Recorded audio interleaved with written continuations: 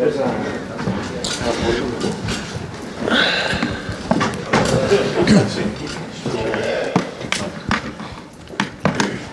guys, we'll run the usual 10:30 embargo, please. And if I could ask your name and organisation for your question. Thank you. Okay. Afternoon, Pep.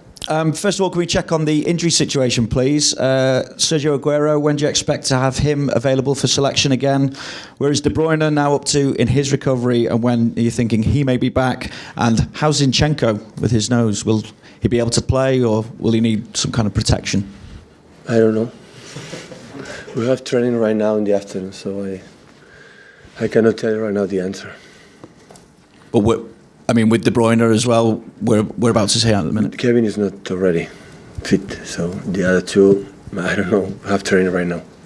Okay, well, the stats show at the moment that Raheem Sterling is the most informed player in the Premier League at the moment. For you, has Raheem gone up another level in his performances this season? And if so, what's made the difference for him? He can do better. We are so delighted what he has done in 3 years, but he can do better. In what way? More consistent. And first controls and his receptions, many things. But you see him developing on the right path at the moment, and the stats are showing that he's going the right way. Yeah. What do you make of the fact that, the stats at the minute is goal scoring as well, 4 in the last 4 in the Premier League? Definitely. So I tell many times, we are delighted, but he can do better. Yesterday, Liverpool moved back to within 2 points of yourselves as well, and we saw Jurgen Klopp run on the pitch to celebrate the goal. What do you make of celebrations like that? Is it something that you would object to, or you have no problem with? I did it against Southampton.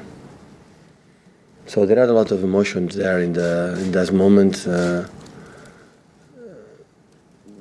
know when I did it, I was not happy to do that, and against Southampton, and so I can understand Marco Silva, I can understand Pellegrino when it happened, but sometimes it's what it is. So it's an emotion game, and the last minutes, and everything happens in your mind and your heart and your body, and sometimes to do that. That, of course, I talk for my side. I never, of course, to be respectful for the other ones. Do you think we have to show that kind of personality in the moment like that, rather than jumping on it and criticising it? Yeah, when you win, it's a huge personality. When you lose, it's a lack of respect. So you judge after what happened. When you do these kind of things, when you lose, you are impolite, you are a bad guy, you are not correct, and when you win, everything is acceptable.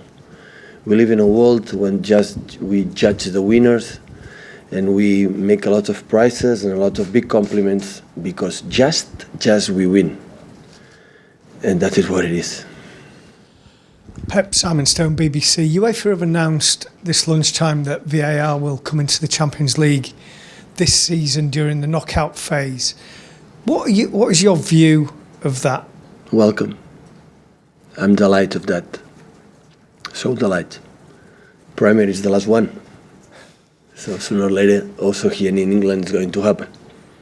I mean, obviously you suffered last year because of decisions that you felt would have been in this changed. season, the second goal against Shakhtar, it was a ridiculous penalty. Yeah. So it's not to talk about my benefit, what happened last season with Mateo Laoz, because he knew it was legal penalty, the people surround him, informed him, the ball was Milner, come from Milner, but he didn't want to concede it. So now with VAR, the only we are looking for is to make a better football, a better fair decisions. So it's not because most of the times, I would say always, the referees want to do a good job.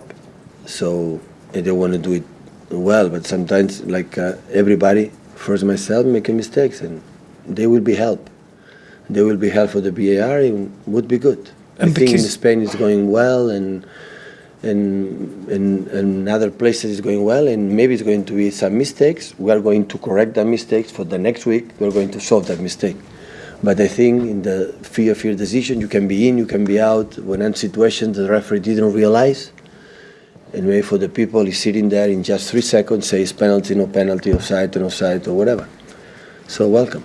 And you're operating at such a high level that these decisions can't afford to be wrong if you can avoid it.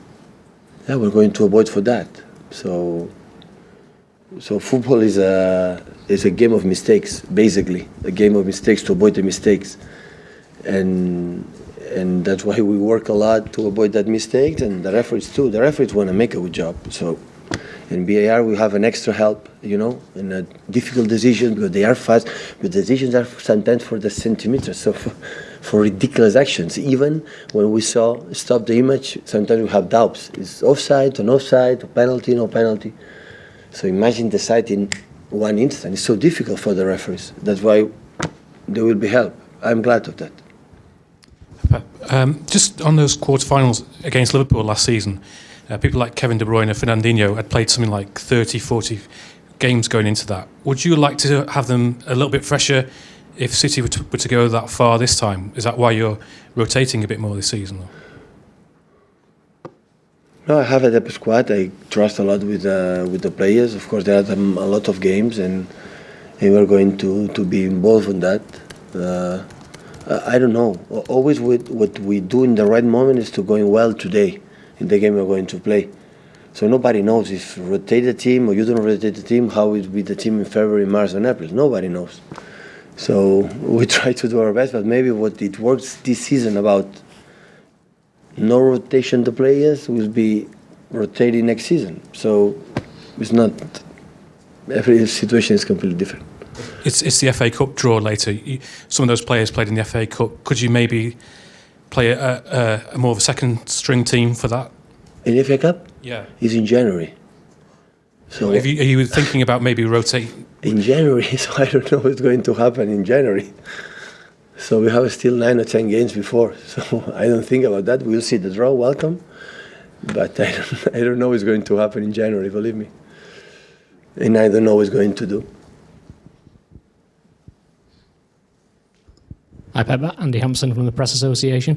Javi Gracia signed a new contract at Watford recently. How much have you come across him over the years, and what do you think of the work he's done at Watford?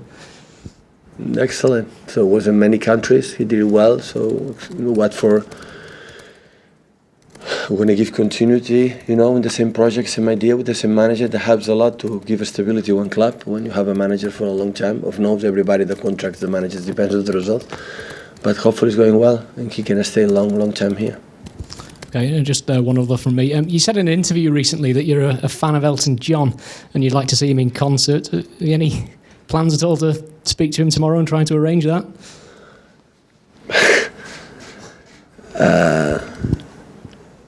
I think he's not going to play like a fullback. So I think he's not coming, huh? I'm told he's not coming. I think he's not coming. It's a concert. He's going to miss a big game. Guys, we run embargo, please, for... sorry. Hola Pep, Paul Ballús. We knew just like a few minutes ago that the former Barcelona president Josep Lluís Núñez has died. You met him when you were a player and in Barcelona. So what's your take on that? What's your message on that? Now it's a big loss, of course. I was a president from Barcelona for many years. So a big hug, especially on all his family, and unfortunately passed away. And that's all. Okay, guys, embargo, please, for 10:30 this evening.